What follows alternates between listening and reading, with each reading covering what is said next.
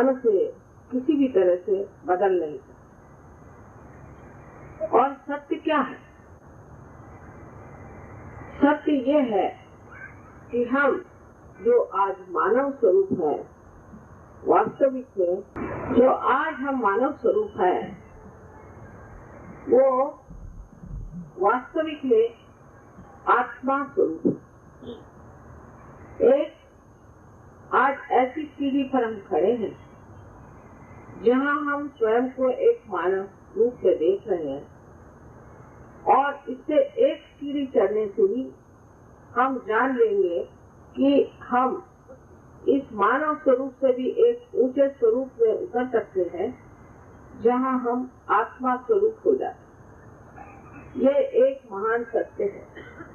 लेकिन परम सत्य ये है कि ये सारी चराचर सृष्टि, सारी दुनिया, मनुष्य, प्राणी मात्र, जड़ चेतन, सब चीजें एक ब्रह्म चैतन्य के सहारे जी रही है, पनप रही है, बढ़ रही है। और ये परम चैतन्य चारों तरफ सूक्ष्मता से फैला हुआ है, जो कि सब चीजों को बनाता है, सब चीजों को सृजन करता है, बढ़ाता है, और जो कुछ भी आज हम इंसान बने हैं, वो भी इस परम चैतन्य के कृपा से ही बने। इस परम चैतन्य में ऐसी शक्ति है कि जिससे वो हमें ज्ञान दे सकता है, ऐसा ज्ञान कि जो एकमेव ज्ञान है, जिससे कि हम ये जान सकेंगे कि हम क्या हैं, हमारे अंदर क्या स्थिति है, हम कहाँ हैं और हमारा लक्ष्य क्या है। वो ज्ञान देता है कि जिससे हम अंदर से ही महसूस करते हैं, अंदर से ये हमें ज्ञात होता है कि हम एक विराट के अंग प्रत्यंग है, जिसे हम अंग्रेजी में कलेक्टिव कॉन्शियसनेस कहते हैं और हिंदी भाषा में सामूहिक चेतना। ये सामूहिक चेतना का प्रादुर्भाव, उसका मैनिफेस्टेशन हमारे अंदर सहज में हो सकता है जिस दिन हम आत्मा स्वरूप हो जाते हैं, क्योंकि आत्मा जो है वो हमारे अंदर एक सामूहिक वस्तु या सामाहिक जिसे कहते हैं कलेक्टिव बीइंग। जिस दिन ये घटित होता है, ये घटना हो जाती है, उस दिन हम उस परम सत्य को भी जान जाते हैं कि हमारे चारों ओर ये सूक्ष्म सृष्टि फैली हुई है, और इस सूक्ष्म सृष्टि से हमारा जब योग हो जाता है, जब हम उसे एकाकारिता पा लेते हैं, तब हम ये जान जाते हैं कि हमारा चित्त भी आलोकित हो गया, और इस चित्त के साथ हम बहुत कुछ जान सकते हैं जो हमने कभी भी पहले जाना नहीं। ऐसी दशा में हमें ये सोच लेना चाहिए कि आज का जो संसार है, आज इसे हम बहुत बड़ा सत्य समझे बैठे हैं, इसके पीछे एक बहुत बड़ा सत्य छिपा हुआ है, जिसे हमें प्राप्त करना, और इसे प्राप्त करना बहुत सहज। सहज का मतलब दो होता है, एक तो सहज माने आपके साथ पैदा हुआ, और सहज माने आसान, इजी होना ही चाहिए। अगर ये उत्क्रांति, ये एवोल्यूशन अत्यावश्यक है तो वो सहज ही होना चाहिए। जैसे कि हमारा श्वास लेना, ये अत्यावश्यक है हमारे लिए, वो हम समझ में लेते हैं। उसके लिए अगर कहीं जाना पड़े और किसी गुरु को बनाना पड़े और कोई किताबें पढ़नी पड़े तो बहुत कठिन हो जाए। उसी प्रकार ये घटना भी सहज में ही घटित होनी चाहिए, कारण ये एक जीवंत शक्ति है जिसने आज हमें मानव स्वरूप दे दिया अमीबा से, और यही जीवन शक्ति जो है, जो जीवंत है, वही हमारे अंदर कार्यान्वित होती है, काम करती है, और जिसके कारण हम इस ऊंची दशा पहुंच जाते। कल आपको मैंने कुंडलिनी के बारे में बताया था कि कुंडलिनी शक्ति हमारे अंदर इस त्रिकोणाकार अस्थि में बैठी है। जरा उसको उठाइए। इस त्रिकोणाकार अस्थि में यह कुंडलिनी शक्ति बैठी है, और ये 3.5 कुंडलों में है, उसका भी एक गणित है, और इसमें अनेक शक्ति के तंतु हैं, जैसे कि एक डोर में अनेक छोटे छोटे डोर हैं। अब इस कुंडलिनी के नीचे में जो आप देखते हैं लाल रंग का चक्र है, यह हमारा मूलाधार चक्र है, और जिसमें कुंडलिनी बसी हुई है उसे हम मूलाधार कहते हैं, माने वो उसका घर है। नीचे जो लाल रंग का आप देख रहे हैं, ये मूलाधार चक्र है, और ये बहुत महत्वपूर्ण चक्र है। इस चक्र के ही कारण कुंडलिनी को सब कुछ ज्ञात होता है, और ये चक्र हमारे अबोधिता का, हमारे भोलेपन का, हमारे इनोसेंस का करता धरता है। जब हम बच्चे होते हैं, बचपन में जो हम बहुत ही अबोध होते हैं, उस वक्त हमारे अंदर ये चक्र बहुत कार्यान्वित होता है। धीरे धीरे जैसे उम्र बढ़ने लग जाती है, इस चक्र पे आघात आते हैं, और हमारा इनोसेंस जो है, हमारी जो अबोधिता है, हमारा जो भोलापन है, वो कम होने लग जाता है। इस चक्र से ऊपर आप देख रहे हैं कि कुंडलिनी, ये चक्र जो है, ये हमारे अंदर जो पेल्विक प्लेक्सस है उसे लावित करता है, उसको नरिश करता है। और ये जो पेल्विक प्लेक्सस है, ये हमारे जितने भी उत्सर्ग निसर्ग के जितने भी कार्य है वो करता है, जिसे एक्सक्रीशन हम लोग अंग्रेजी में कहते हैं। इसलिए अब ये जान लेना चाहिए कि कुंडलिनी के जागरण के समय आपका सारे ये व्यवहार बंद हो जाते, और जो लोग गंदी बातें सिखा रहे हैं, रजनीश जैसे कि सेक्स करने से कुंडलिनी का जागरण होता है, ये महापाप है, क्योंकि ये तो उसके नीचे जो सारा पवित्रतम है वो ये मूलाधार चक्र है। और जैसे कि कमल एक गंदे मैले सड़े हुए एक पानी के छोटे से समूह में ही जन्म लेता है और उसका सुगंध सारे ओर फैलाता है, इसी प्रकार ये चक्र उस कमल की भांति हमारे अंदर है। जैसे कि कमल के पत्तों पर कोई पानी नहीं ठहरता, उसी तरह इस चक्र पे कोई सा भी छीटा गंदा ठहर नहीं सकता, और ये कभी भी नष्ट नहीं होता है। हालांकि जब हम लोग गलत काम करते हैं तो जैसे बादल सूर्य को भी ढक देते हैं, उस प्रकार ये ढक सकता है। तो जो लोग इस तरह की गलत बातें सिखाते हैं वो समझ लेना चाहिए कि आपको पतन की ओर ले जा रहे हैं और आपकी कमजोरियों को बढ़ा रहे हैं। अधिकतर ये लोग आपकी कमजोरियों को ही बढ़ाते हैं और उस कमजोरी का पूरा फायदा उठाते हैं, जिससे कि आप इस गर्भ के अंदर और भी गिर जाएं और इनको रुपया पैसा देते हैं। आजकल जो मैं आपको बता रही थी कल कि अमेरिका में जो उपद्रव शुरू है, उसका कारण ये है कि अनीति के कारण इस चक्र को उन्होंने बहुत बुरी तरह से ढक किया। इसकी शक्ति ही नष्ट होने की वजह से वहाँ इतनी गंदी गंदी बीमारियां जैसे कि एड्स और दुनिया भर की हुई है, वो इसी चक्र की वजह से। और इस चक्र की खराबी हो जाने से अगर आपकी पत्नी या पति में कोई इस तरह की बाधाएं हों, तभी ये चक्र खराब हो जाता है और उस वक्त मनुष्य की मस्तिष्क में तक इसका असर आ सकता है।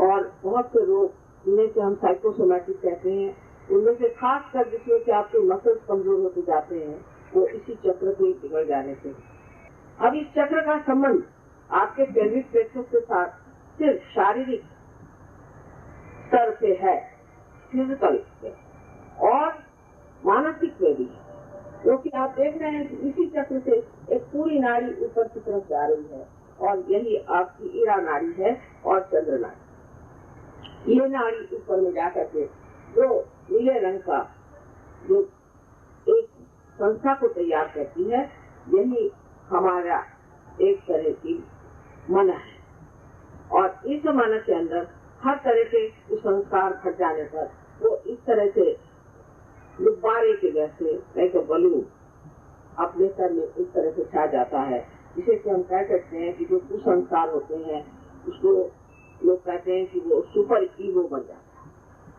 कुसंस्कारों में ऐसे संस्कार कि हम अगर किसी गलत गुरु के पास गए, हमने कोई गलत धर्म ले लिए, हम लोग गलत लोगों के पीछे भागते रहे, इसके अलावा हम तांत्रिकों के पीछे भागते रहे, या हम ऐसे लोगों के पास गए कि जिनका धर्म से कोई सरोकार नहीं, मतलब नहीं, और जो धर्म के नाम पे बड़े दुष्ट गुरु लोग हैं, उनके पास जाने से इसमें बहुत से दोष आ जाते। इस नाड़ी को हम लोग चंद्र नाड़ी भी कहते हैं, और आप जानते होंगे कि लूना अंग्रेजी में कहते हैं चंद्र को, और लूनसी कहते हैं पागलपन। जब ये चंद्र नाड़ी खराब हो जाती है तो मनुष्य में सारे मानसिक विकार आ जाते हैं। दूसरी तरफ आप देख रहे हैं कि दूसरा जो चक्र है वो है स्वादिष्टान चक्र। ये चक्र पीले रंग का दिखाया है, क्योंकि ये सूर्य की गति से चलता है, और इस चक्र से हमारी जो राइट साइड की नाड़ी है, जिसे हम पिंगला नाड़ी कहते हैं, वो चलती है। पिंगला नाड़ी जो है वो हमें कार्य करने की शक्ति देती है। तो पहली वाली जो नाड़ी है उसे इच्छा शक्ति की नाड़ी कहते हैं, और जो दूसरी नाड़ी है उसे हम क्रिया शक्ति की नाड़ी कहते हैं। क्रिया शक्ति की नाड़ी में भी दो अंतर है कि एक जो हम अपने शारीरिक क्रिया को करते हैं, और दूसरे हम अपने बौद्धिक क्रिया को करते हैं, दोनों ही इस नाड़ी से कार्य करते हैं। अब यह स्वादिष्टान चक्र बहुत महत्वपूर्ण है। खासकर मैंने कल देखा यहाँ बहुत से लोगों को स्वादिष्टान चक्र की तकलीफ थी। उसका कारण यह है कि आप लोग बहुत पढ़े लिखे हैं, और दूसरा ये कि आप लोग बहुत ज्यादा सोचते हैं। अति सोचने से ये चक्र ज्यादा चलने लग जाता है। कारण ये है कि जब आप बहुत सोचते हैं तो आपके अंदर जो मस्तिष्क में, आपके ब्रेन में जो ग्रे सेल्स हैं उसको आप बहुत इस्तेमाल करते हैं। जब उनको आप बहुत ज्यादा इस्तेमाल करने लग जाते हैं तो उसकी जगह दूसरे भी आने चाहिए, वो कहाँ से आएंगे? तो उसकी क्रिया ये जो चक्र है ये अपने पेट के मेद से उसको बनाता है उन ग्रे सेल्स के लिए, क्योंकि अपना ब्रेन भी जो है वो भी मेद माने फैट से बना। तो फैट सेल्स से वो ग्रे सेल्स बनाता है, यही चक्र, और इसको ये बीच में सेल कर देता। इस तरह से ये हमारे ब्रेन में सेल्स चलता। जब हम इस तरह से बहुत ज्यादा सोचते हैं और हम बहुत ही ज्यादा फ्यूचरिस्टिक हो, या हम हमेशा भविष्य की बात सोचते हैं, तब ये नाड़ी ज्यादा चलती है। और जब हम अपने भूतकाल की, अपने गए बीते दिनों के बारे में ज्यादा सोचते हैं तो हमारी दूसरी नाड़ी चलती है। तो समझ लेना चाहिए कि इस तरफ से सबकॉन्शियस माइंड है, तो इस तरफ से आपका सुप्रा कॉन्शियस माइंड, और ये दोनों माइंड आपके जब तक संतुलन में नहीं आते हैं तब तक आप बीचों बीच नहीं आते। अब तीसरी जो बीच में नाड़ी है उसका नाम है सुषुम्ना नाड़ी। ये नाड़ी हमारे अंदर जो बनी हुई है, ये जब हम पहले तो लक्ष्मी को खोजा, इसको खोजा, उसको खोजा, और जब उससे हम पूरी तरह से ऊब जाते हैं कि अब बहुत खोजा, अब नहीं चाहिए, जब आप परमात्मा को खोजना शुरू करते हैं तब ये नाड़ी महालक्ष्मी की हम इसे कहते हैं, ये नाड़ी का काम शुरू हो जाता है। यही नाड़ी ऐसी है कि जिसके अंदर एक बड़ी सूक्ष्म सी नाड़ी है। ये भी एक जैसे कि कोई कॉइल हो, उसके सारे 3 कॉइल्स बने हो, उसकी जो सूक्ष्मतर अंदर की नाड़ी जिसे ब्रह्म नाड़ी कहते हैं, उसी में से पहले कुंडलिनी का पहले 2-4 धागे, किसी के 10 धागे, इस तरह से धीरे धीरे कुंडली उसके उठने से ये और भी खुलता जाता है और उसके खुल जाने से फिर और भी आपके अंदर जो शक्ति के धागे हैं वो ऊपर उठने लग जाते हैं। इस प्रकार ये 3 नाड़ी, ईरा, पिंगला और सुषुम्ना 3 नाड़ियां हमारे अंदर है। ये तीनों नाड़ियां हमारे आज्ञा चक्र को मिलती है, जो आप देख सकते हैं। ऐसे तो अब यहाँ पर किताबें हैं, उसमें आप पढ़ सकते हैं हर एक चक्र के बारे में, और ये चक्र किस तरह से गतिमान होते हैं और किस तरह से कार्य करते हैं। अब लोग कहेंगे कि माँ आप कैंसर कैसे ठीक करते हैं, तो आपको थोड़ा समझाऊंगी।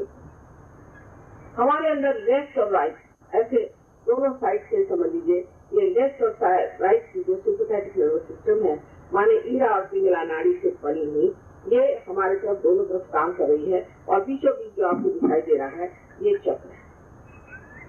अब जब कोई एक साइड ज्यादा बढ़ जाती है तो यहाँ इस तरह से ये चक्र बहुत छोटा हो जाता है और एनर्जी उसकी कम होती जाती है और इस तरह से बीमारी बढ़ने लगती है। पर जब ये बिल्कुल ही टूट जाता है तब हमारे मेरुदंड का जो संबंध हमारे ब्रेन के साथ होता है वही टूट जाता है, और उस जगह पर ऐसी कुछ व्यवस्था हो जाती है कि ये अपने ही आप ऑन इट्स ओन अपने ही आप बढ़ना शुरू हो जाते हैं, और तभी मैलिग्नेंसी आ जाती है। इसके जो सेल्स है उनको किसी और की परवाह नहीं। जैसे अब हमारा नाक है या आँख है, कान है, हर चीज बराबर उसी प्रोपोर्शन में, उसी प्रमाण में बढ़ती है जैसे कि बढ़ना चाहिए। ये नहीं कि नाक ही बड़ी हो गई, कि आँख ही बड़ी हो गई, कि कान ही बड़ा हो गया। लेकिन जब ऐसा घटित हो जाता है, जब उसका संबंध मस्तिष्क के साथ नहीं रहता है, तब वो चीज अपने आप से खूब जोरों में बढ़ना शुरू हो जाती। और कभी अगर कैंसर आपके घर उंगली का होगा तो एक उंगली बढ़ जाएगी, अगर आपके नाक का होगा तो नाक ही बढ़ जाएगी, कान का होगा तो कान ही बढ़ जाएगा। तो वो चीज जाकर के दूसरी जो सेल्स उनको दबाती है, और इसी तरह से कैंसर का रोग घटित होता है। अब कुंडलिनी का जब जागरण होता है तो वो जैसे ये टूटी हुई चीज है, इसमें से जोड़ते इस तरह से, इसके जैसे कि आप किसी मणि के अंदर से तो जोड़ को पुरो लीजिए, उस तरह से ये जुट जाता है। ये जुटते ही साथ ये जो चक्र है जो कि अब क्लांत है और जो कि बीमार और कमजोर और जिसमें शक्तिहीनता आ गई है, उसे शक्ति देता है। उस शक्ति के कारण आपका कैंसर ठीक है। ये बहुत ही सहज सरल एक गति है जिससे ये रोग ठीक हो जाता है। और ऐसे लोगों में जिनकी कुंडली जागरण हो जाती है, इसी प्रकार अनेक रोग ठीक हो सकते हैं, क्योंकि इन चक्रों की ही खराबी के कारण बीमारी आ जाती है। और जब ये चक्र ठीक हो जाते हैं और इन चक्रों में जब शक्ति आ जाती है तो वो बीमारी भी आदमी की नष्ट हो जाती है और वो सुदृढ़ हो जाता है। अब सब चक्रों के बारे में मैं आज नहीं बताऊंगी, लेकिन इतना ही कहूंगी कि ये सब आप किताब में पढ़ सकते हैं और बारीकी से समझ सकते हैं, और जब आप हमारे सेंटर में आएंगे तो आप जान जाएंगे कि ये चक्र क्या है। जब आपसे कुंडली यहाँ से ब्रह्मरंध्र से छेदती है तो आप बीच में जो जगह देखते हैं नीचे, उसे मेडिकल टर्म में लिम्बिक एरिया ऐसा कहते हैं।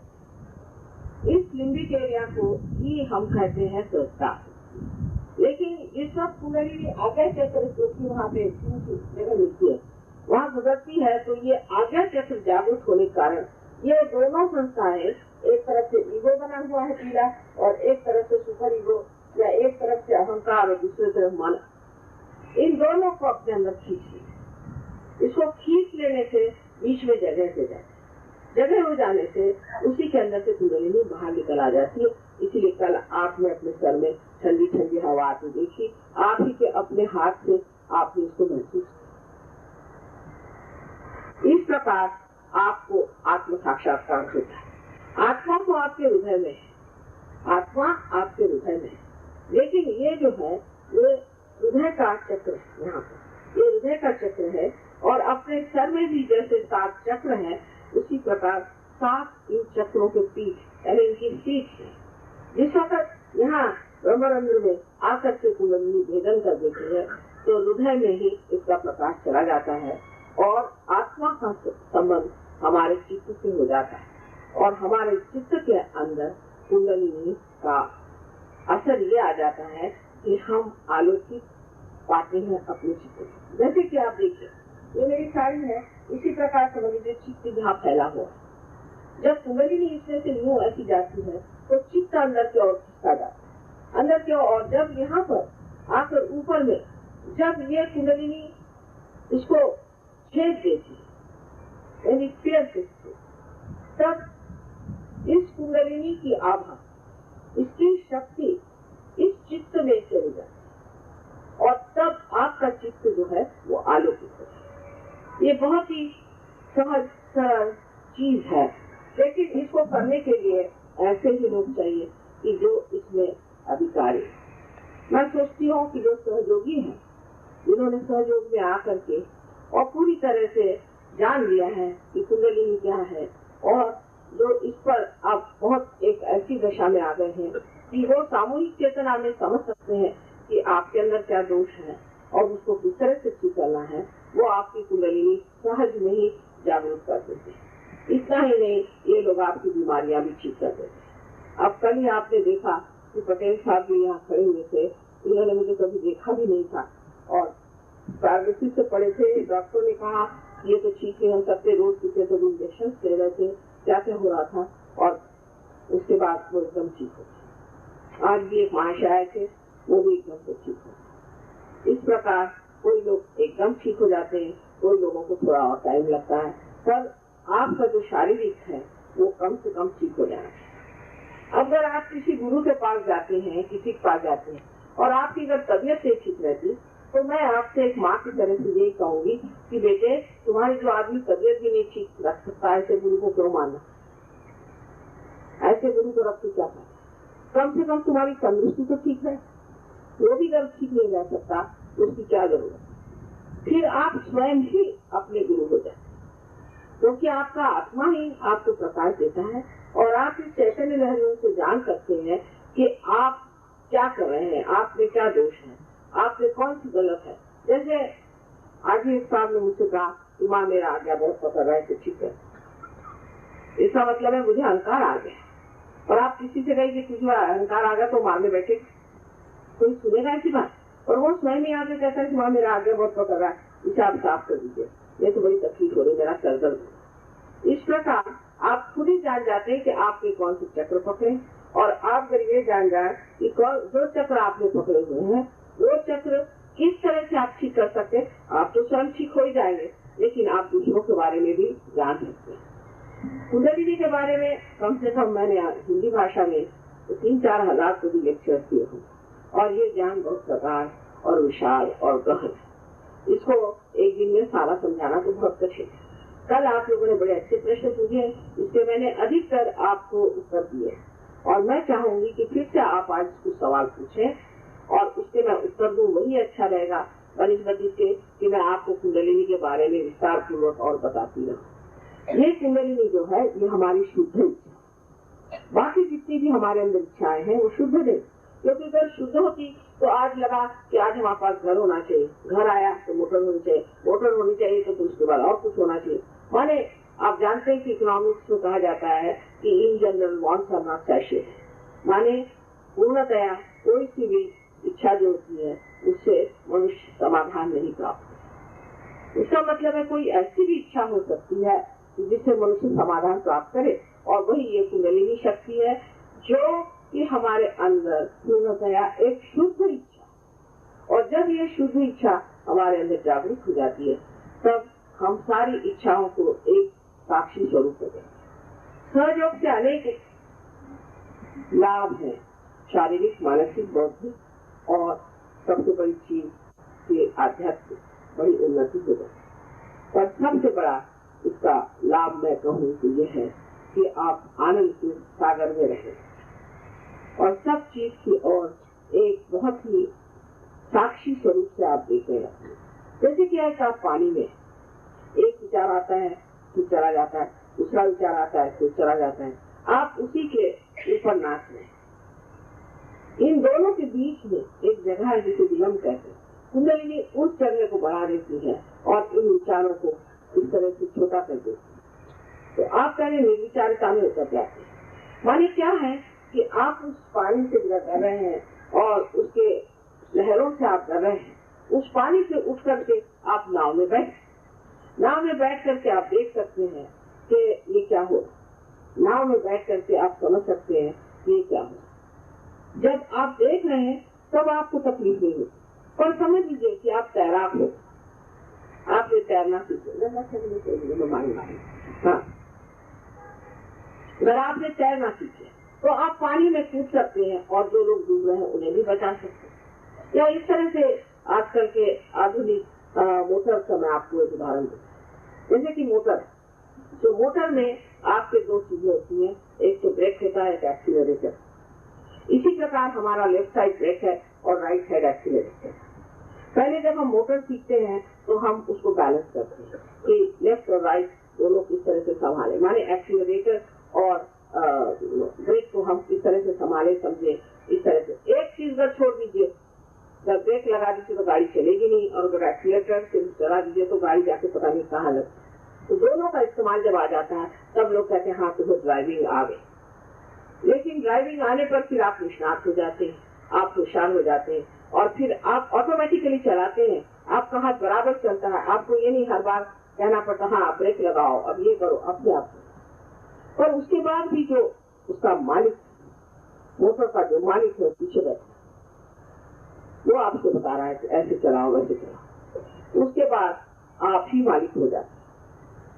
आप जब मालिक हो गए तो आप अपने अंदर का ड्राइवर, अपने अंदर का ब्रेक और अपने अंदर का एक्सीलरेटर तीनों को चालना करते हैं पूरी तरह से, और आप अपने मास्टर हो जाते हैं। और इसी कारण जिस वक्त आपकी लेफ्ट साइड सीधी हो जाती है तो आप में जो कुछ भी ऐसी आते हैं जिससे आप छुट्टी करना चाहते हैं, एकदम छोड़कर भाग जाते, क्योंकि आप समझते हैं, अर्थ हो जाते हैं। आपका जो अर्थ है वो पूरा हो जाता है, और उस समर्थता में आप इस तरह से बहादुर हो जाते हैं कि कुछ कहे बगैर ही वो सब चीजें चली जाती है। दूसरी चीज ये है कि जब आपकी लेफ्ट साइड ठीक हो जाती है तब आपको सही तरीके से अपने इमोशनल बैलेंस का सुना, आप समझ लेते हैं कि आप कहाँ बहक रहे हैं, कहीं आप ज्यादा चले जा रहे हैं कि कम आ रहे हैं। तो इस संतुलन के कारण ही मनुष्य जो है वो एक ऐसी दशा में आ जाता है कि उसके चक्र जो मैंने आपको अभी दिखाए थे पूरी तरह से खुलना शुरू हो जाता है। ये प्रणाली धीरे धीरे किसी में काम करती, किसी में बड़ी ही जोरों में बहुत जल्द जाती, किसी में तो इतने जोरों में करती है कि कुछ लोग हैं, मैं देखती हूँ 2-2 साल तक जो करते हैं उनको इतना लाभ नहीं, और कोई है कल आए और आज बैठ गए, इस तरह के भी लोग।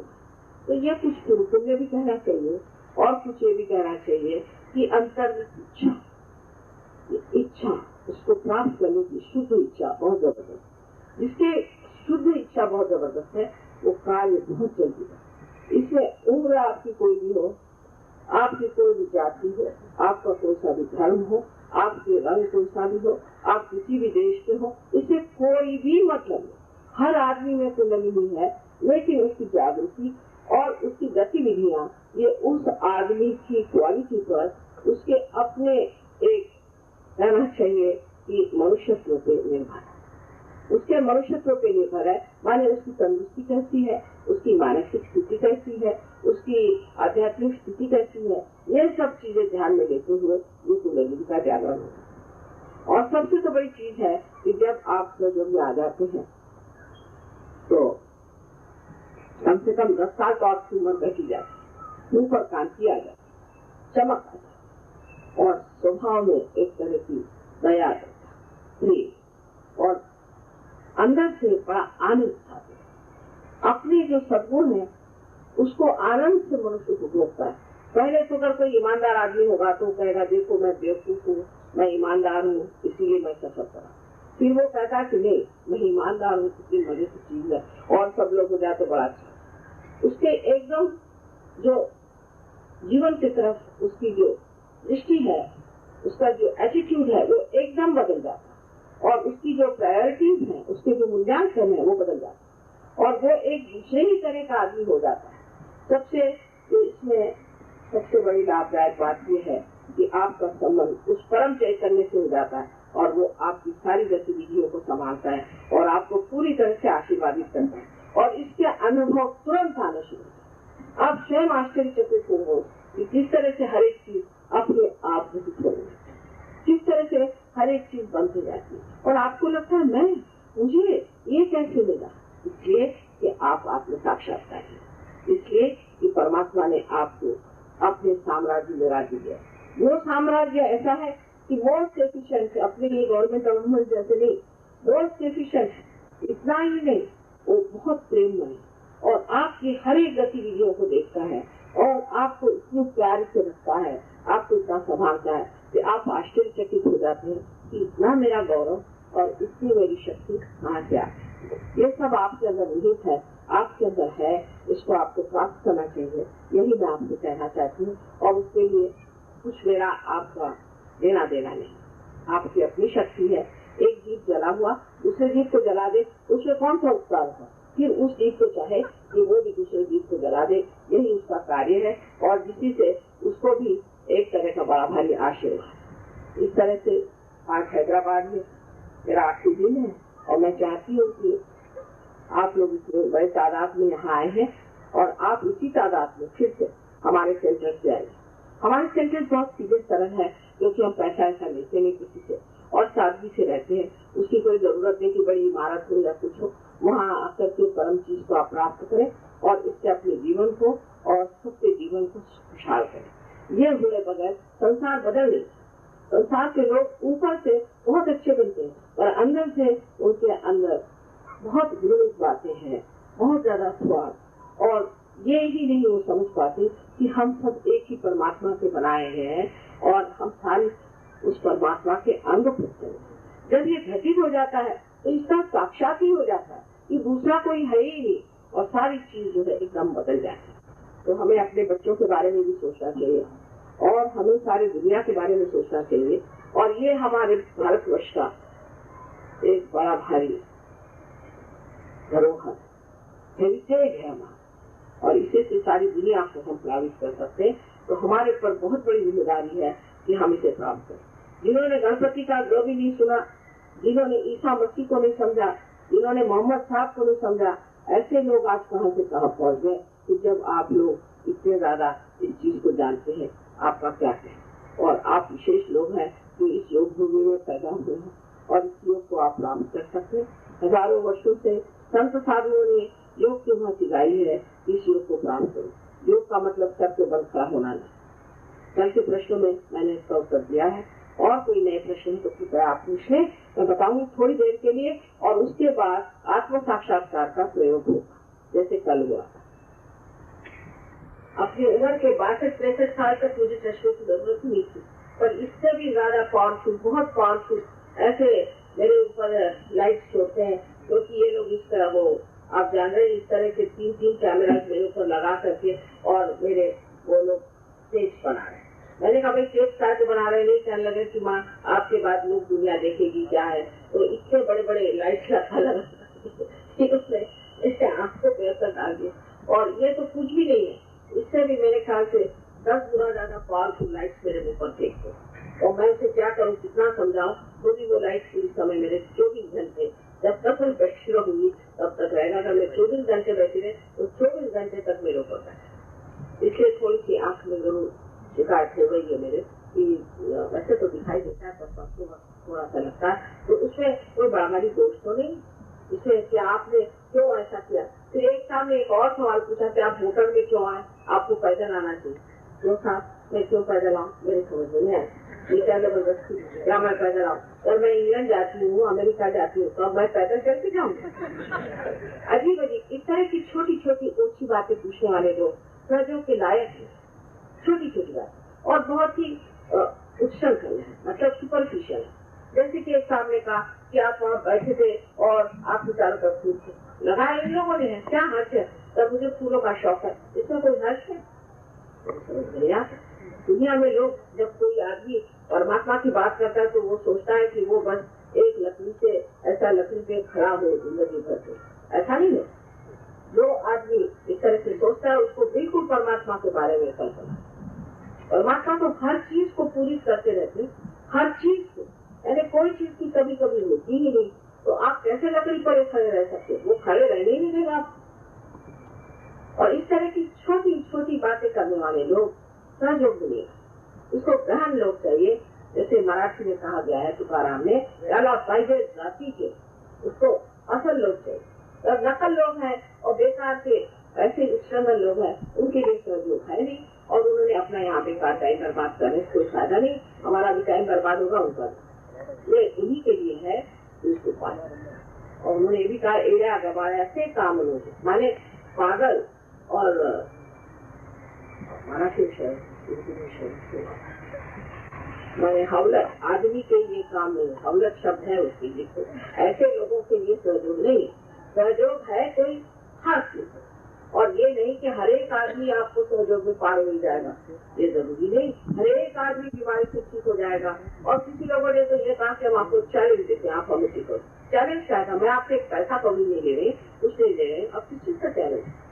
इस प्रकार बहुत से लोग ऐसे लोगों के लिए सहयोग जो चाहते हैं उनको नम्रता से जो चीज है। ये तो सोचना चाहिए कि परमात्मा को आपके चरणों में जिससे नहीं कहेगा बाबा तो अपना आत्मिक साक्षात्कार है, इसमें नम्रता है। इस आदमी में नम्रता नहीं, वो तो कभी कुबेरनी चढ़ेगी नहीं, उसकी ईगो बैठा रहेगा। तो गणेश जी वही कुबेरनी को नीचे रोक के रखेंगे कि ये बड़ा इगोइस्टिकल आदमी, इसको कुबेरनी चढ़ाएगा। ये तो गणेश जी कभी चढ़ने नहीं देंगे, जो कि मूलाधार में बैठे हो कभी चढ़ने नहीं देंगे। तो इसलिए समझना चाहिए कि जो भी आप सवाल पूछे बेवकूफी का न पूछे, समझदारी। अब ट्रांसेंडेंटल मेडिटेशन एक नमूना है, वो भी उसके बारे में मैं ऐसे बताऊं कि इसके बारे में मुझे जान कैसे कि एक साहब थे, वो ट्रांसेंडेंटल मेडिटेशन का एक बड़ा भारी प्रोजेक्ट चला रहे थे स्कॉटलैंड में, जिसका नाम था फाउंडेशन ऑफ लाइफ। वो साहब मेरे पास आए और उनकी पत्नी, वो खुद डायमंड मर्चेंट थे एक जमाने में। जब वो मेरे पास आए तो बैंकरप्ट, उनकी बीवी, वो एक जू की ग्रैंड डॉटर थी, वो भी बैंकरप्ट, और उनकी लड़की और उनके जो वहाँ पर डेप्यूटी थे, डेप्यूटी डायरेक्टर, बड़े बड़े नाम। तो वो चारों आदमी, उनको एपिलेप्सी की बीमारी और वो रास्ते में गिर पड़े। उन्होंने मुझे जो बताया मैं सुन के हैरान हो गई कि लोगों का दिमाग है कि नहीं। उन्होंने ये बताया कि शुरुआत में ये ट्रांसेंडेंटल मेडिटेशन के लिए जब तो वहाँ पर एक 7 कमरों में से गुजर करके उनको जाना पड़ा। वहाँ ये गुरु जो बैठे थे 4 फुट के 6 इंच वाले, तो इन्होंने उनसे कहा कि इनको अभी मंत्र देंगे, लेकिन हर एक आदमी को अलग मंत्र और अपने साथ में कुछ फल और एक रुमाल वहाँ लेके जाना। और फिर उन्होंने कहा कि हम आपके कान में मंत्र और किसी को नहीं बता, जब ये मंत्र आपने किसी को बताया तो आपका बिल्कुल आप नष्ट हो जाएंगे। अब बेचारे फॉरेनर्स को कुछ मालूम ही नहीं है सब कुछ। वो सोचा कि कितने बड़े साधु बाबा आए हुए हैं, तो उनसे 300 पाउंड पहले बाहर ही निकाल 300 पाउंड, यानी 300 आजकल के जमाने में वो 300 into 30 कर ली, उस जमाने भी 300 into 21 था। अच्छा, उतने पाउंड पहले ले मंत्र क्या दिए? तो 3 मंत्र देते थे वो फॉरेनर। एक था इंगा, एक था पिंगा और एक था ठिंगा। 300 पाउंड लेकर के गुरु जी महाराज उनको ये मंत्र दिए और कहते थे किसी से मत बताना, कोई हिंदुस्तानी बताते जैसे आप पत्र सब हंसते उनका। अब आप जानते हैं इंगा कहते हैं जो बिच्छू के पीछे में जो डंक होता है उसको इंगा कहते हैं, और पिंगा कहते हैं जब अंदर भूत उत आता है तो आदमी गोल गोल घूमता है उसको पिंगा, और ठिंगा जब ऐसे दिखाते हैं उसको ठिंगा। तो 3 उम्र के लोगों को ये मंत्र देते थे, इंगा, पिंगा और ठिंगा। अब बताइए कि इसमें ट्रांसेंडेंटल मेडिटेशन क्या होता है? नाम बहुत बड़े। फिर उनको कहा कि अब हम तुमको, उनका किसी कुछ फायदा नहीं हो रहा, कहने नहीं, अब एक सीधा योग, सीधा योग में क्या करने का? जिस बेचारे गरीब को हो सकता है, उसका सारा पैसा लिया, सब कुछ लिया, उसके साथ तुम स्कॉटलैंड में एक जगह खरीदो, उसे रौनक नाम का लेक था, उससे बेचारे ने बड़ा भारी घर बन दिया, उसकी बीवी भी वहाँ, बच्चा भी वहाँ, और ये डेप्यूटी डायरेक्टर साहब, उनका नाम पीटर पियर महाशय, और वो किताब लिख रहे हैं। उसके बाद वो वहाँ पर जब गए तो उससे पहले उनसे कहा कि तुम पहले सिद्ध योग, सिद्ध योग में क्या कि 6000 पाउंड देने का, 6000 पाउंड, और 8 दिन के लिए स्विट्जरलैंड में जाते रहे। बिल्कुल सही बात। ये लोग ने कहा ठीक है, ये लोग स्विट्जरलैंड में, स्विट्जरलैंड में 8 दिन के अंदर पहले 6 दिन के लिए आलू उबाल करके जो पानी होता है उसमें मिट्टी भी होती थी, वो पी, क्योंकि आपको पतला होना है, आपको हल्का होना है। और 7वें दिन आपको वो जो आलू का जो छिलका था उसे खाइए। मैं कहती हूँ अंग्रेजों ने अपने को जितना बेवकूफ बनाया उससे अधिक तो इन्होंने उनको बनाया। और यह खूब हंसते थे, इनका नाम ही बिजली गुरु रखा, क्योंकि इनको समझ नहीं आता थे कितने बेवकूफ बने जा रहे। उसके बाद में वो उसका जो ऊपर का छिलका होता है, रिंड होता है, उसे खाने का, और उसके बाद 8वें दिन वो आलू खाने, उसमें नमक नहीं, मिर्च नहीं, कुछ। और उसके बाद कह रहे हैं कि आप सीधा योग करो। तो सीधा योग में वहाँ पर एक फोम का एक मोटा सा वो बिछा देने, और उस पर रोज तुम कूदो, तुम हवा में उड़ोगे, सबके नीचे के हिस्से सबके टूट गए। इतनी तकलीफ हुई, उनके ऊपर बहुत सी केसेस आज अमेरिका में चल रहे। तो अब आप लोगों को बेवकूफ बनाने यहाँ पर, अब रुपया तो बहुत बनाया होगा, और वो इतने सीधे साधे लोग, उन्होंने ऐसे ऐसे लोग थे जिन्होंने अपने घर बेच डाले, बच्चों को स्कूल से हटा लिया, रास्ते पर हो गए। अब ये 4 आदमी, इतनी बुरी हालत। उन दिनों में मेरे पति बहुत ट्रैवल करते थे, तो मैंने उनसे कहा बाबा तुम मेरे घर में आकर मत बच्ची करो, क्योंकि आसान नहीं थी बच्ची करो। फिर उनको घर में रखा, घर में रख के 4 का ट्रीटमेंट, तब वो कहीं जाके ठीक हो। जिस डॉक्टर के पास पहले गए थे वो भी मेरे पास मिले है कि आपने उनको कैसे ठीक किया। मैं भी ट्रांसजेंडरली मेडिटेशन में गया था, मेरा भी दिमाग ठीक खराब। तो इसमें कोई ना कोई बाधा या भूत डाल देते हैं कि क्या डाल देते हैं पता नहीं, कि आदमी थोड़े दिन में उसको एपिलेप्सी जैसी बीमारी हो जाती है, कैंसर जैसी बीमारी। लेकिन वो लोग इतने सरल और सीधे, उनसे बताया गया कि तुमको जरूरी है कि तुम इस तरह से सफर करो, इस तरह से यातना तुमको झेलना है। अगर कोई कहे कि मैं बहुत बीमार हो रहा हूँ, मुझे तकलीफ हो रही है, मुझे कैंसर हो गया, मेरा हाथ पकड़े, ये तो सहना पड़ेगा। ये अगर तुमने नहीं चाहा तो तुम भगवान को कैसे कहो। अब बेचारे शिव मरे जा रहे, न जाने कितने लोगों को इन्होंने सत्यानाश किया, कितने लोगों को। हमने खुद देखा है कि जब लोग वो हमारे सामने आते थे तो यूं कर सकता थे। क्या है, बिल्कुल जिसको रिफ्यूज कहते हैं, दुनिया से अलग। उनको अगर आप लहसुन दिखा दीजिए तो वो मुंह ढाक लेंगे, लहसुन से डरते। नींबू दिखा दीजिए, उससे डरते। बताइए कि लहसुन में क्या डर है? लहसुन है डरने की चीज ऐसे बोले। लहसुन आप जानते हैं कि ये अमृत, और नींबू भी एक गणपति का स्वरूप। मेरे फोटो से तो वो इतना डरते थे कुछ। उसके बाद बेचारे वो 4 आदमी ठीक है, उन्होंने बहुतों को लाया, बहुत लोग आए हमारे पास में। एक बैरिस्टर लेडी, उसकी बहन एकदम पागल खाने लगी। ये बैरिस्टर लेडी इतनी परेशान हो गई कि कुछ पूछे नहीं। उसको भी फिक्स आना चाहिए, और दुनिया भर की तकलीफ है, उसको खून की उल्टियां, एक से एक उनकी बीमारियां बताए तो आप लोग हैरान हो जाए। और ये ट्रांसजेंडरली मेडिटेशन क्या सिखाएंगे? इनको तो संस्कृत का एक शब्द भी नहीं आता। भाड़े पे लोग लाते हैं ब्राह्मणों को, खुद उनको भाड़े, अब ब्राह्मणों को बेचारे गरीब हैं, वो बनारस से उठा के लाए, उनको सिखा दिया, चले वो सिखाने संस्कृत। आपको आता है कोई संस्कृत, और हर समय एक नई चीज निकालते। अब उन्होंने निकाला कि आयुर्वेद के लिए इनकी क्या जरूरत है? आयुर्वेद तो वैसे ही कोई कर सकता। अब ये आयुर्वेद के लोग का ठीक है, क्योंकि ऐसे तो कुंडलिनी का जागरण वगैरह दिन से बचता है। और कमाल की बात है कि दिल्ली के लोग, उन्होंने हमें नाम तक बताया कि बड़े बड़े सेक्रेटरी लोग और जाते थे वहाँ स्विट्जरलैंड, इनको ये पैसे देके ले जाते थे, वहाँ रखते थे। और ये बेचारी जो औरत थी, बेचारी, इसको 17 साल में ही इन्होंने प्रेग्नेंट कर दिया महाशय ने। उससे अबॉर्शन कराया, उसने सब कुछ न्यूज़पेपर में दिया मुझसे मिलने से पहले, क्योंकि मैं नहीं चाहती थी सब आदमी। ऐसे ये आदमी ये क्या मेडिटेशन सिखाएंगे, इनमें कोई नैतिकता नहीं। अगर उनकी हिम्मत हो तो मेरे सामने आए, मैं उनको समझाऊं। मैंने सबके बारे में 1970 में ये रजनीश से लेकर के 16 भूतों के नाम सबके बताए थे, लेकिन किसी की हिम्मत नहीं हुई मेरे बारे में। इस बार रजनीश ने थोड़ी कोशिश की, क्योंकि सत्य को कोई डर नहीं, ये तो मैंने देखा हुआ। तो इस तरह की चीजों में आप अपने बच्चों को इनके स्कूलों में मत दीजिए। ये सारी गलत चीजों की कमाई से पैसे हैं और आपके बच्चों के इससे पाप लगे। मैं आपके साथ बता, लोगों को लूट लूट करके पैसा लाया गया, उनके घर बर्बाद करके यहाँ पैसा लाया गया। इसे इतने शाप है दुनिया भर, ऐसे शापित आदमी के जो कॉलेज चलाए, स्कूल चलाए और हमारे बच्चों को भी सत्यानाश करे थी कोई जरूरत।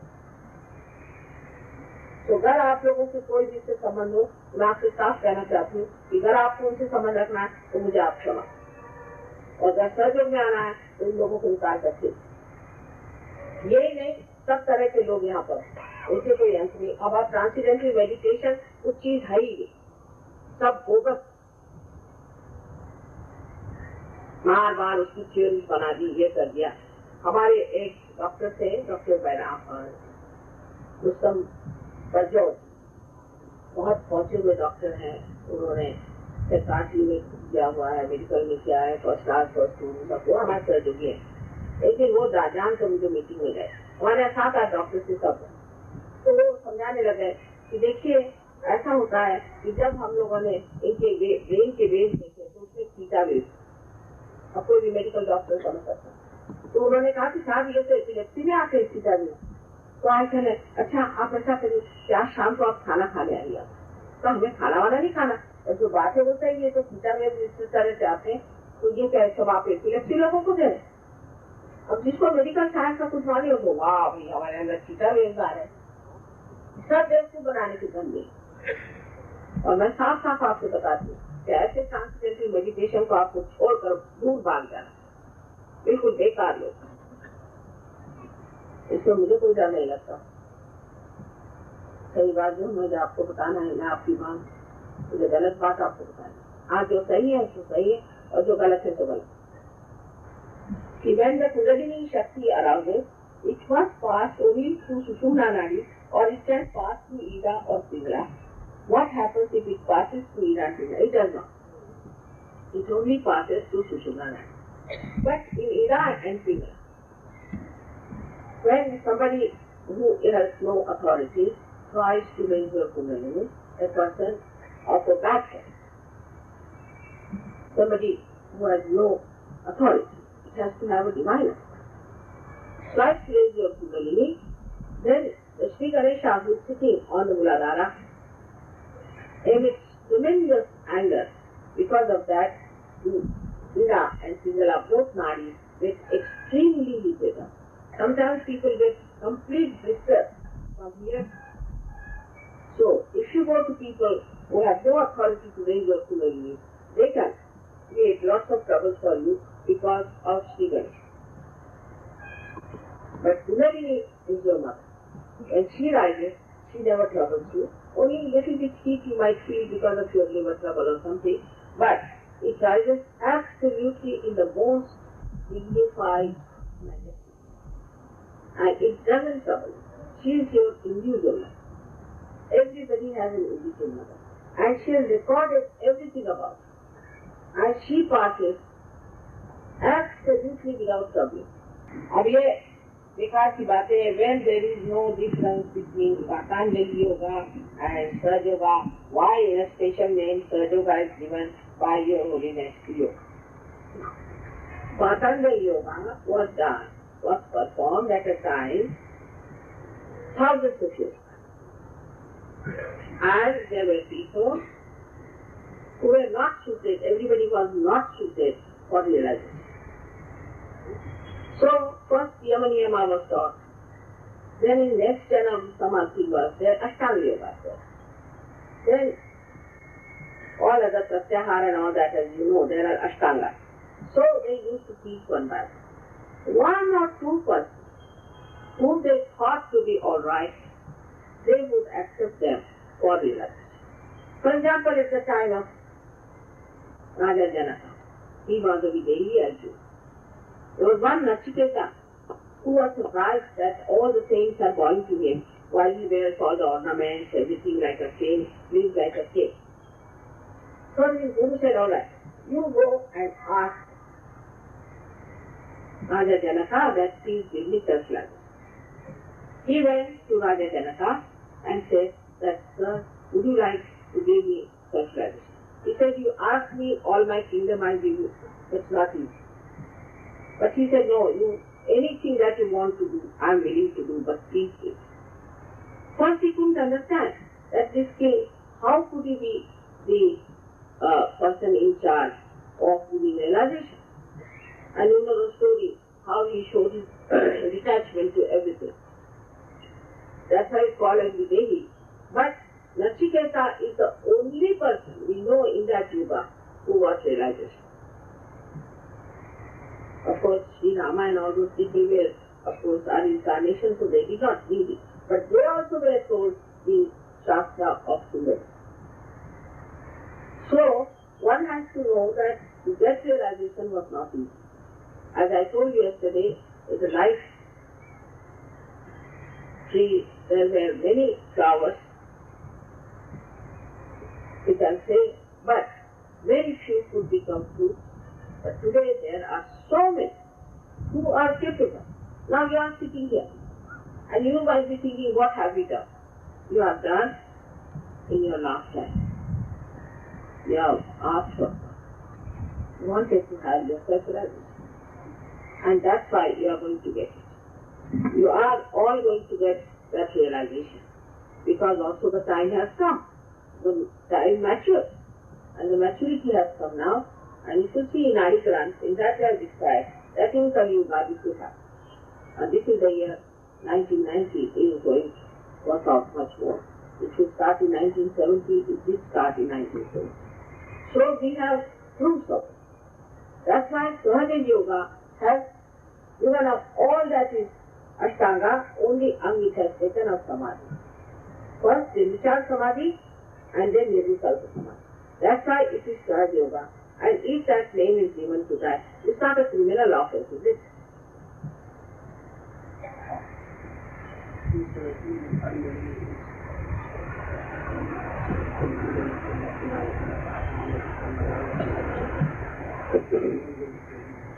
Now here they are asking the question, it is sensible that, what about the diet? Now the diet you have to take according to your prakriti. Supposing you have a left-sided prakriti, then for you the carbohydrates are not good. Then you have to take protein in whatever form you can. So you should not eat anything also in that, an animal which is bigger than. But if you eat an animal which is smaller than you, then that animal also gets evolutionary health.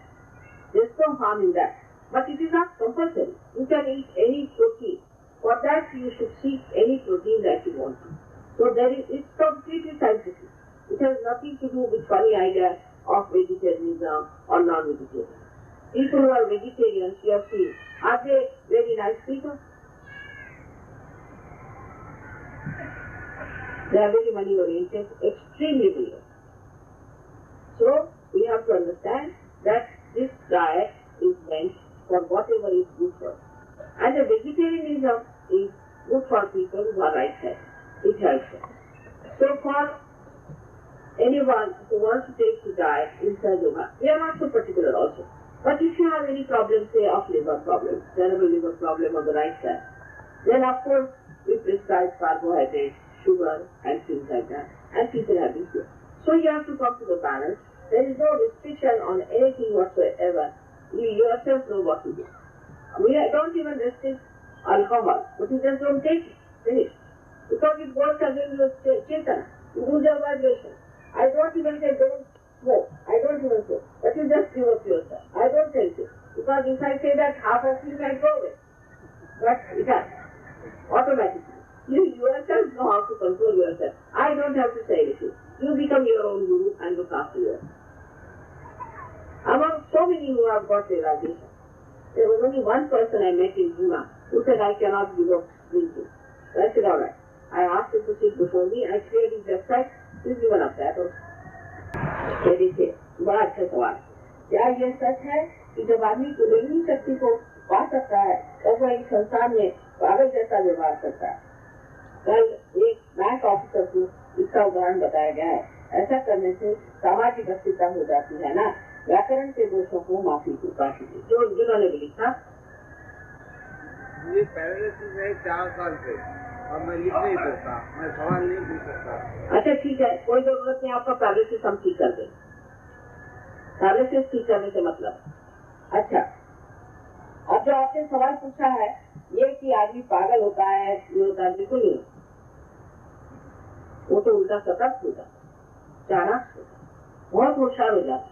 जो बच्चे school में पढ़ते नहीं थे, जिनको कहते थे कि टीचर लोग से हम इनको स्कूल से निकाल देंगे, वो फर्स्ट क्लास पास होते। तो ये तो उल्टी चीज है। ये कोई किसी ने किसी को गड़बड़ कर दिया होगा, जैसे मैंने बताया गणेश जी का मामला हो, तो उसको मैं क्या कर सकती हूँ, और ऐसे कुछ नहीं हूँ, ऐसे हो सकता। अब क्या आप लोग पागल होंगे? अरे आपको तो महामानव बनना है कि अब पागल बनना है? कुंडलिनी भगवान ने क्या आपको पागल बनाने के लिए बनाई कि पागल खाने मरो? सब चीज को आपको तर्क से भी जीता जाता है, उसको तर्क से भी जीता जाता। उस चीज को आप तर्क से भी समझ सकते हैं कि आप मनुष्य को हमें स्थिति दी है, मनुष्यता की, अब इससे ऊंची स्थिति आपको आनी। एक साहब ने हमें बताया कि वो मेरे और दोनों पैर करके बैठे थे। लोगों ने कहा कि आप दोनों पैर उनकी क्यों करके बैठे? तो उन्होंने कहा कि भाई मेरी कुंडलिनी जागरूक हो गई हूँ और अगर मैं पैर गोद डाल के बैठूं तो मैं मेंढक जैसे उड़ता हूँ। मैंने आप क्या मेंढक होंगे? इस प्रकार पागलपन भी बहुत है और ये कुछ नहीं होता है और इससे सामाजिक अस्थिरता पर ही आई है।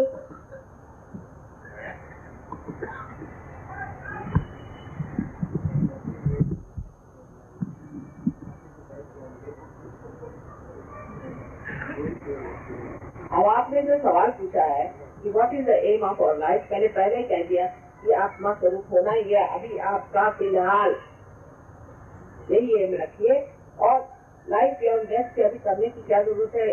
सहयोगी आसानी से नहीं मरता है, बहुत देर तक जीता है और आपको रहना चाहिए प्रेजेंट। भविष्य की बात सोचनी नहीं चाहिए। इस वक्त आज यहाँ आप बैठे हुए हैं, इस वक्त आप अपनी डेथ की क्यों सोचते?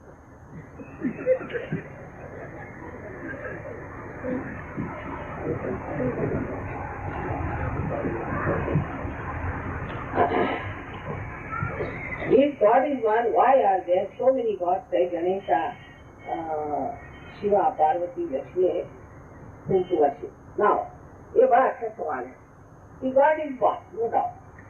सदाशिव एक परमात्मा है और उनकी शक्ति आदि शक्ति, लेकिन उसके एस्पेक्ट जैसे आप हैं, आप नौकरी करते हैं इसलिए आप ऑफिसर भी हैं, आप घर में आते हैं तो आप किसी के पति भी हैं, आप किसी के बेटे भी हैं और आप किसी के बाप भी हैं। इसी तरह परमात्मा के भी एस्पेक्ट और वो डिफरेंट एस्पेक्ट 3 सिंबल्स जो हैं उनको हमने अलग अलग माने और वही सिंबल्स जो है वो हमारे अंदर बने। अब ये जो अलग अलग देवता बने हुए हैं ये अलग अलग टाइम पर हमारे उत्क्रांति के समय में इस संसार में आए और उन्होंने ये पूरा मानव तैयार किया और इस मानव के अंदर ही ये सारे देवता विराजमान और वो हर काम, जैसे अब हृदय के लिए शिवगर है तो लिवर के लिए ब्रह्मदेव है, इस प्रकार हरेक उसके परमात्मा के एस्पेक्ट को दिया। अब मैं कहूँ कि मैं एक, लेकिन मेरे हाथ तो 2 हैं, 2 पैर है, एक नाक है, एक कान है, मैं नाक से छूटती हूँ और कान से सुनती हूँ, लेकिन जब मैं कहूँ कि मैं एक ही हूँ कोई मैं रॉक ऑफ जिब्राल्टर तो नहीं हूँ, एक पूरा ऐसा कोई मिट्टी का लोहा तो नहीं। हर एक उसके एस्पेक्ट है और वही एस्पेक्ट हमारे यहाँ अनेक देवी देवताओं के नाम से है और वो हमारे अंदर है।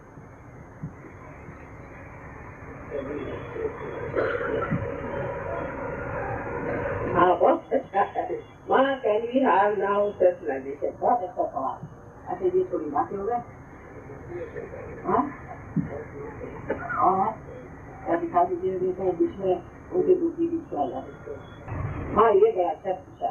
The Guru will take care of the devotee. Then the devotee can communicate to Mataji, mother, and get guidance all the time. All the time. Very simple. जितना आप सहन उतरेंगे उतना ही कम्युनिकेशन इतना पक्का हो जाता है। कुछ पूछे हमारे एक आलोक शुक्ला करके एक सहयोगी है और वो बहुत बड़े आदमी है, सारे ताज होटल के वो इंचार्ज है और उनकी मदर बहुत बीमार थी, उनको कैंसर हो, लेकिन वो बहुत बड़े सहयोगी। वो अपनी माँ को लेने चले गए। डॉक्टर ने कहा कि ये 8 दिन में मर जाएंगी, उनका बहुत बुरा हाल है, इनको बहुत बुरी तरह का कैंसर। तो वो बैठ गए, उन्होंने सिर्फ मेरे फोटो सामने प्रार्थना की, माँ आप जो ठीक समझे सो कर। उसके बाद उनकी माँ अपने आप ठीक होने लगे और वो उनको लेकर बम्बई में आए। जब बम्बई में उन्होंने अस्पताल में दिखाया तो उन्होंने कहा कुछ है ही नहीं, तो कैंसर तो नेगेटिव केस है। उसके पेपर सोच श्रद्धा पर भी बहुत, लेकिन ये अंधी श्रद्धा नहीं है, ये अनुभव के बाद जो श्रद्धा आती है वही अच्छी श्रद्धा है। और जो पहली होती है वो सिर्फ अंधी थी, अनुभव से सिद्ध जो हमारे अंदर श्रद्धा जमती जाती है वही सही श्रद्धा। और बाकी की श्रद्धा जो होती है वो सिर्फ अंधी श्रद्धा होती है। अंधी श्रद्धा सहयोग में काम नहीं आता। अनुभव की जो श्रद्धा जो है वो गहराई बनाती जाती है और ऐसे अनेकों में काम बन जाते हैं और बनना चाहिए। लेफ्ट हैंड मेरे ऑन, इस लेफ्ट हैंड से मतलब है, मैंने आपसे बताया था कि ये लेफ्ट साइड हमारी इच्छा शक्ति और राइट हैंड हमारी क्रिया शक्ति। तो लेफ्ट हैंड मेरे और करने का मतलब है प्रतीक रूप से आप इसकी इच्छा कर रहे हैं कि आपको आत्म साक्षात्कार। Please place your left hand towards me like this and the right hand is the one we are going to place it on our chest. Now I have told you that the left hand represents our desire power and the right hand is the action power. So with the left hand when we put towards me, then you must know that this you are desiring to have your self-realization, and when you put your right hand on the different centers, then you are doing the kriya. Is of giving nourishment to these different centers. As simple as that. Now, please put your left hand towards me and right hand on your heart to begin. If you have something in your pocket, better please put them into the thing. So, your hand reaches your heart. It is important. So, in the heart, resides the spirit. अब अपना right hand आप अपने हृदय पे रखें। हृदय में आत्मा का वास है। हृदय पे आराम से बैठे। आराम से बैठने का मतलब ये नहीं कि आप झुक के बैठिए या तल के बैठिए, पर सर्वसाधारण तरीके से आप सीधे रहें, गर्दन भी अपनी सीधी रखें। फिर उसके बाद अपना राइट हैंड आपको पेट के लेफ्ट हैंड साइड पर रखना है। सारा काम हम लेफ्ट हैंड पे करें और इसको दबाएं। ये जो सेंटर है, ये जो चक्र है, ये गुरु तत्व का है। Now you please put your right hand on the left hand side of your abdomen, in the upper portion. This is the center of your mastery, principle of your mastery. Now take down your right hand in the lower portion of your abdomen on the left hand side. अब अपना right hand आप पेट के निचले हिस्से में left hand side पे रखें और ये जो चक्र है ये शुद्ध विद्या का चक्र है। शुद्ध विद्या का मतलब है कि वो विद्या हमारे अंदर, हमारे नसों में विदम हो जाए, जानी जाए, उसका बोध हो, जिसके कारण हम परमात्मा के कायदे कानून अपने ही हाथों से प्रवर्तित करें। Please place your right hand in the lower region of your abdomen on the left hand side. Press it hard. This is a very important center.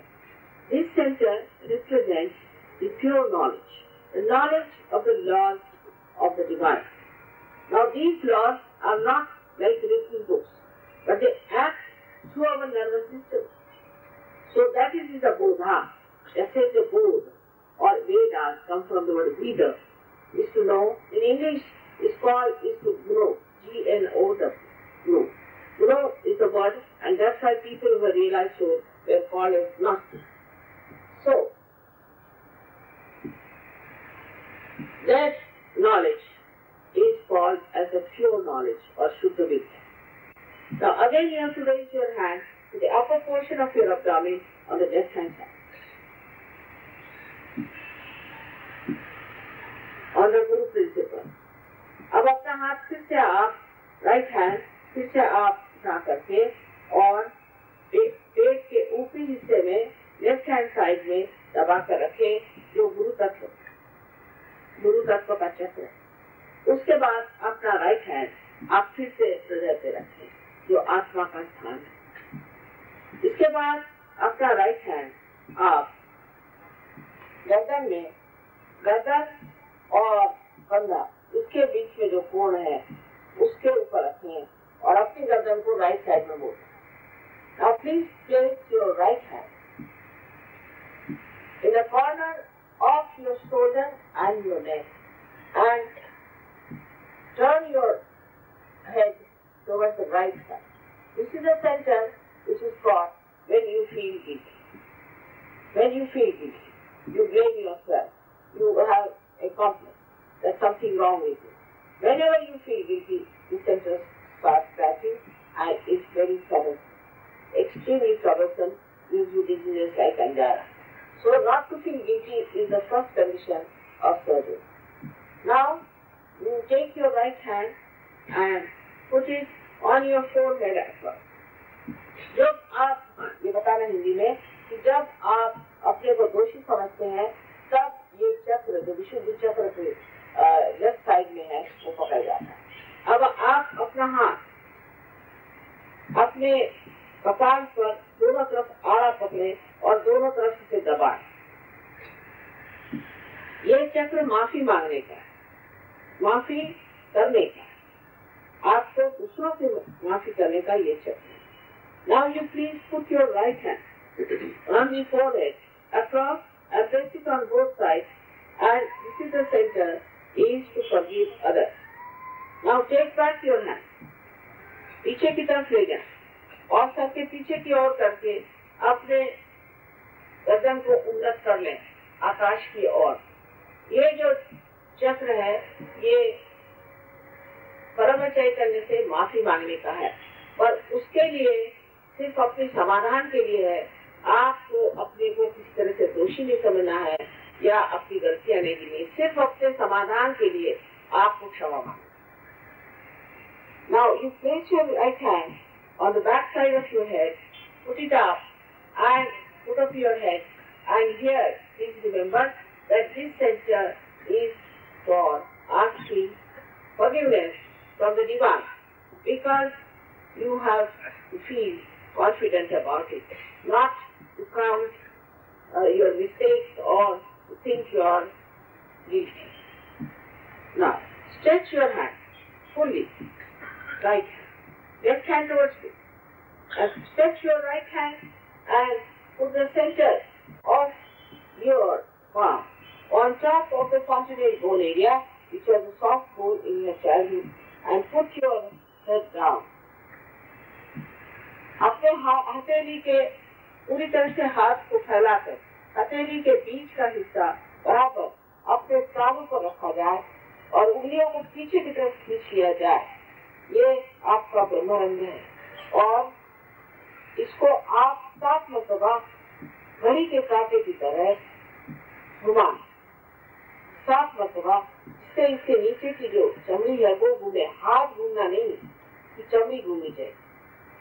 Now please push back your fingers so there's a lot of pressure, and now move your hand in such a manner that the scalp moves in a clockwise manner 7 times.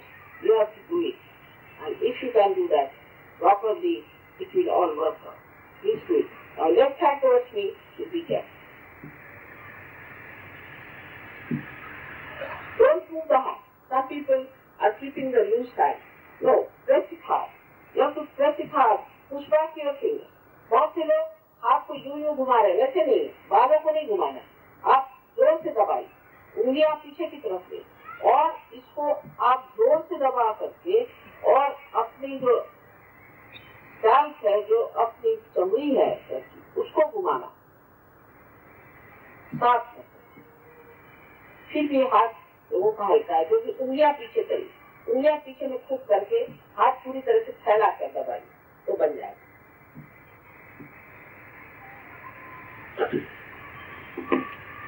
बस इतना ही करना है हमको. अब आपसे कहना है कि अब आंख बंद करनी है.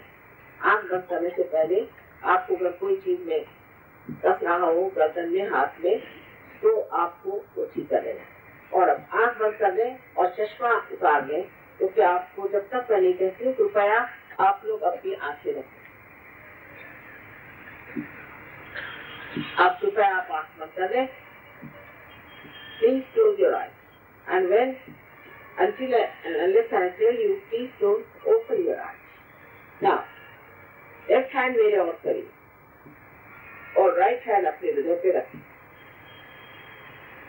अब अपने मन में 3 सवाल मुझसे पूछे. मुझे आप माँ कहें, श्री माता जी कहें, मदर कहें. Now please put your right hand on your heart. You may call me mother, you may call me Shri Mata ji, or if you want, you can call me in a form that you would like to call me as any goddess or anything, whichever way you like, you can call me in that form. Now, you put your right hand on your heart. And here we ask me 3 questions. 3 times. A question which is very fundamental. बड़ा मूलभूत प्रश्न है. वो पूछे कि श्री माता जी, क्या मैं आत्मा हूँ? ये प्रश्न पूछे. 3 बार ये प्रश्न पूछे. Ask the question, Mother, am I the spirit? 3 times.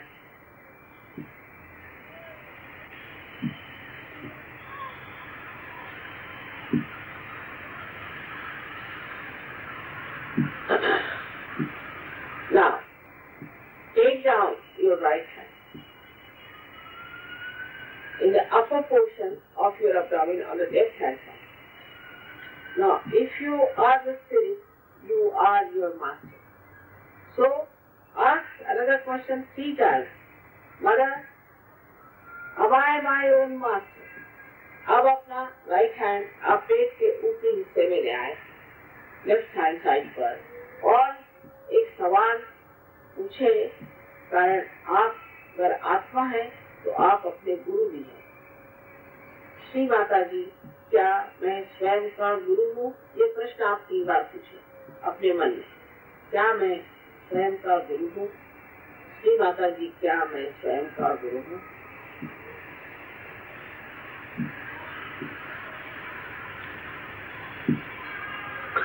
अब ये जान लेना चाहिए कि मैं आपके ऊपर कोई जबरदस्ती नहीं करती. ये आपको अपनी स्वतंत्रता में ही मांगना होगा, क्योंकि ये वो स्वतंत्रता आप चाह रहे हैं जो पूर्ण स्वतंत्रता है.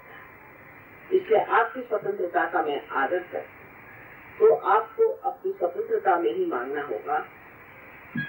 Now you have to know that I cannot force on you your self-realization. You have to ask me your complete freedom so that you get the ultimate freedom. I respect your freedom. So now put your right hand in the lower portion of your abdomen on the left hand side. अब अपना right hand आप पेट के निचले हिस्से में left hand पे रखें और यहाँ पर आप 6 मरतबा मुझसे कहें, श्री माता जी, हमें कृपया शुद्ध विद्या दीजिए. 6 मरतबा इसलिए क्योंकि इस चक्र में 6 पंखुड़ियां हैं. Here you have to ask 6 times because this center has got 6 subplexuses. You have to ask me 6 times, Shri Mata ji, please give me the pure knowledge.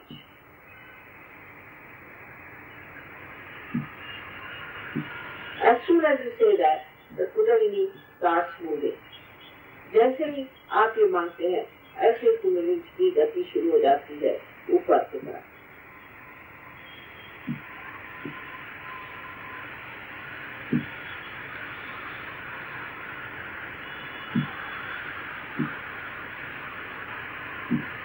अब अपना राइट हैंड आप पेट के ऊपरी हिस्से में रखें। अब ये जान लेना चाहिए कि कुंडलिनी तो चल पड़ी, अब ऊपर के जो चक्र है उनको हमें अपने आत्मविश्वास के साथ खोलना है। Now the Kundalini has started moving, but we have to know that the upper centers are to be cleared out with our self-confidence. For that, please raise your hand and put it in the upper portion of your abdomen on the left hand side.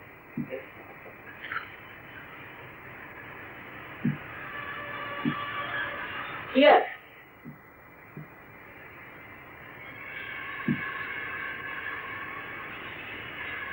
you have to say with full confidence 10 times, Mother, I am my own master. यहाँ पर अपने पूर्ण आत्मविश्वास के साथ आपको कहना है 10 मरतबा, श्री माता जी मैं स्वयं का गुरु हूँ, जिससे ये चक्र पूरी तरह से खुल जाए।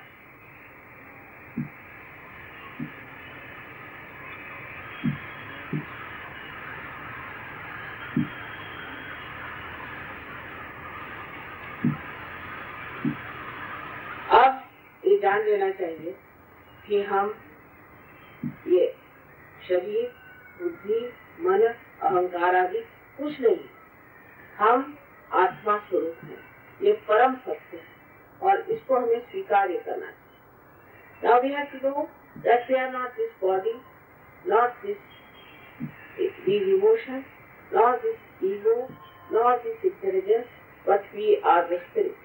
So we have to accept this fact. Now please put your right hand on your heart. अब अपना राइट हैंड आप अपने हृदय पे रखें और यहाँ पर पूरा आत्मविश्वास के साथ आप 12 मरतबा करें, श्री माता जी मैं आत्मा हूँ। Here, with full confidence, you please say 12 times, Shri Mata ji, I am the spirit.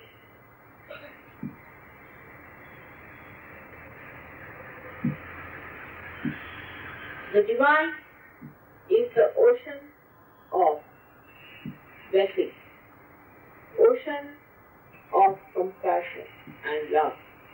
It is the ocean of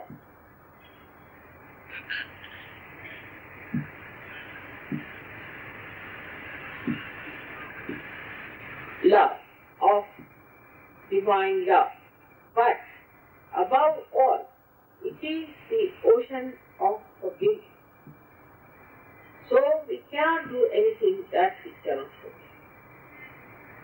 So you have to raise your right hand in the upper portion, in the corner of your neck and your shoulder, and turn your head to your right.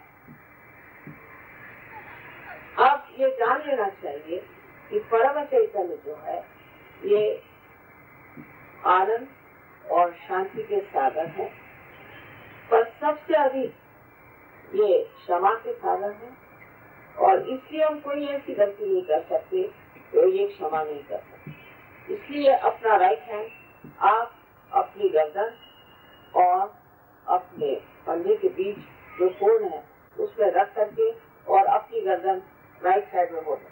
Please turn your head to your right. अब यहाँ पर आपको 16 मरतबा पूरा आत्मविश्वास के साथ कहना होगा, श्री माता जी मैं दोषी नहीं हूँ। Here with full confidence you have to say 16 times, Shri Mata ji I am not guilty at all. मैं बिल्कुल दोषी नहीं हूँ। पूर्ण आत्मविश्वास के साथ आप करें।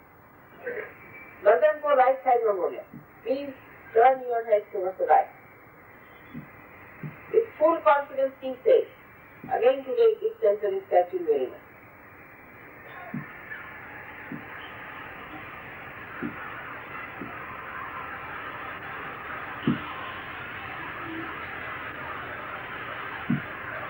Now put your right hand on your forehead across and bend your head. This is the center of forgiveness, to forgive others.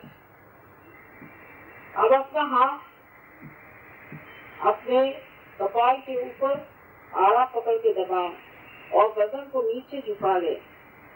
ये चक्र दूसरों को क्षमा करने का है। हम किसी को क्षमा करते हैं या नहीं करते, कुछ भी नहीं करते, किंतु अगर हम किसी को क्षमा नहीं करते हैं तो हम गलत लोगों के हाथ देखते हैं। It's a myth. Whether we forgive or don't forgive. But if we don't forgive, then you play into the wrong hand. So best thing is to forgive everyone without thinking whom to forgive or what to forgive. कुछ ये सोचना नहीं कि हमें किसे माफ करना है या हम किसी से नाराज भी नहीं है, पर बस पूरी तरह से मन से कह दो कि हमने सबको माफ कर दिया। मन से कहना है, think from your heart, not how many times.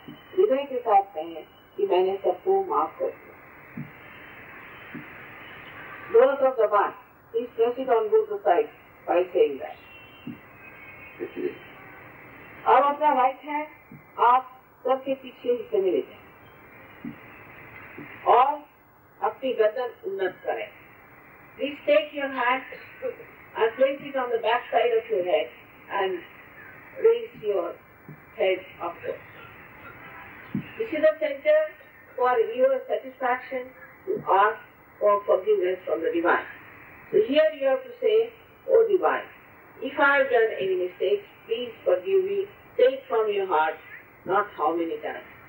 यहाँ ये चक्र हमें परम चैतन्य से क्षमा मांगने का है। इसलिए यहाँ पर आप कहें कि हे परम चैतन्य, हमसे अगर कोई गलती हुई तो हमें क्षमा करें, लेकिन इसमें अपने ऊपर दोष न दें, इसने गलती करी ये न देखें और क्या कहना है ये न देखें, सिर्फ कहें अपने समाधान के लिए कि हमें आप क्षमा करें।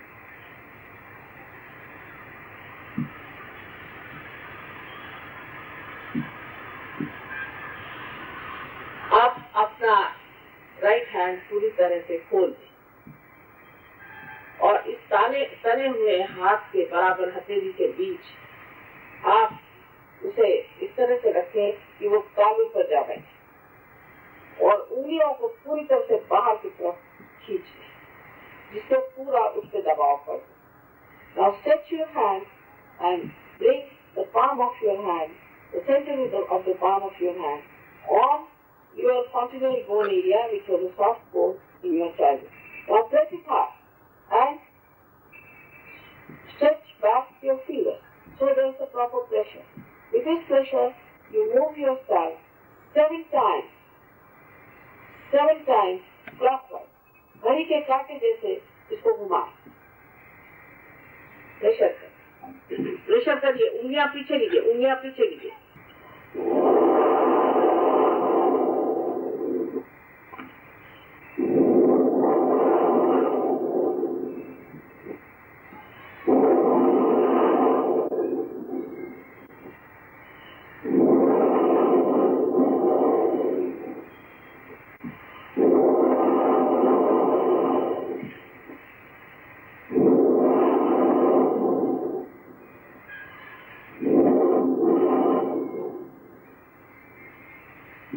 अब हाथ नीचे ले लीजिए, please take out your, open your eyes slowly, आंखें धीरे धीरे खोलें, दोनों हाथ मेरे और अब मेरी और निर्विचारिता मिले बगैर कुछ विचार।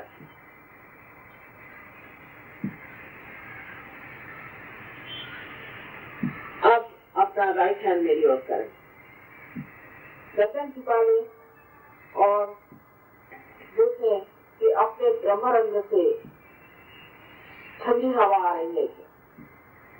Please place your right hand towards and put down your head and see for yourself if there's a cool breeze coming out of your continent हो रही है, आपके तालू से ठंडी हवा आ रही है। यानी देखिए, किसी किसी को बहुत दूर तक आती है, किसी के पास में आती है, किसी को गर्म आती थोड़ी, कोई हर्ज नहीं, उसके बाद थोड़ी देर में ठंडी आ जाएगी।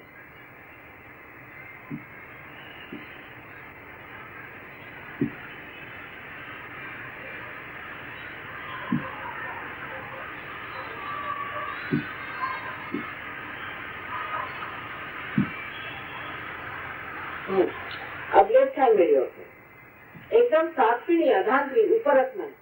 अच्छा, अब ये साथ को देखिए, राइट हैंड से उसको छूना नहीं है, दूर रखे, तब तो ना हवा दिखाई देगी, उसके पास नहीं रखना। Please keep away away from the head, दूर रख के देखिए, आधार देखिए, ठंडी हवा आ रही है, बहुत दूर भी नहीं, पहले पास देते फिर आगे ले जाए। अब फिर से एक बार, अब राइट हैंड मेरी ओर करें और फिर से गर्दन झुका के देखें लेफ्ट हैंड से।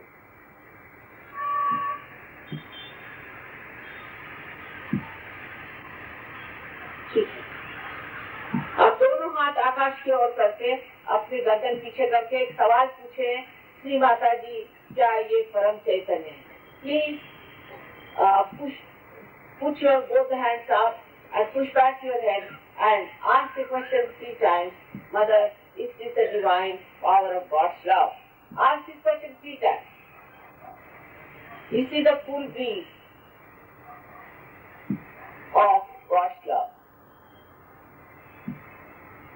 यही क्या परम चैतन्य है? पूछिए 3 बार गर्दन पीछे करके। अब हाथ पीछे करें, नीचे हाथ पीछे, हाथ पीछे, please take down your hands, please take down. Those who have felt the full breeze in their hands or in their head, out of their head, please raise both your hands. इन्होंने अपने sir में से और अपने हाथ में ठंडी हवा महसूस करी है। जिन जिन लोगों ने वो दोनों हाथ अपने ऊपर, जिन लोगों ने इसको महसूस किया है,